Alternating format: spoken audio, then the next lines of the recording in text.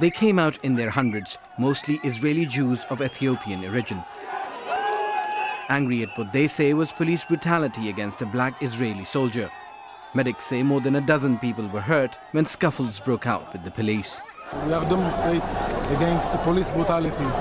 The police is acting with force, with unproportionate force against Israeli Ethiopians, civilians. This video sparked outrage on social media where Israeli policemen were seen beating a soldier. It shows a policeman pushing him to the ground after he didn't initially obey a policeman's order. Another officer tries to help his colleague. The soldier then picks up a rock and threatens the policeman before police backup arrives. There was another incident last week in Beersheba where an Israeli of Ethiopian descent was allegedly assaulted by immigration officers who thought he was an illegal immigrant. The issue of African migrants in Israel has stirred controversy for many years. Activists say deliberate policies have resulted in an almost 50% decline of the population of Ethiopian Jews in Israel in the last decade.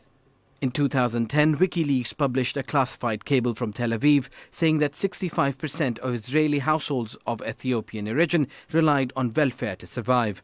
The next year, a TV program sparked protests that revealed that many tenants in the southern city of Kiryat Malachi have signed agreements not to sell or rent properties to Ethiopians.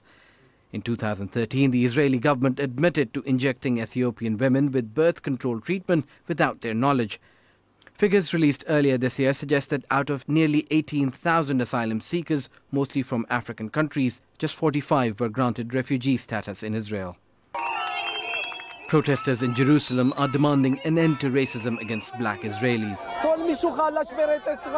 In the year 2015, those who are weak in the land of Israel have no reason to exist. We are subjected to racism, a covert racism, and it must be stopped.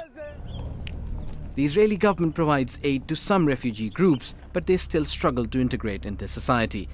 To deal with the issue of nearly 50,000 immigrants of African origin, Israel has built a fence along the border with Egypt.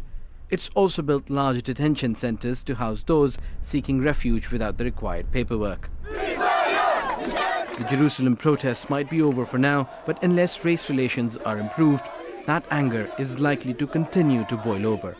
Osama bin Javed, Al Jazeera.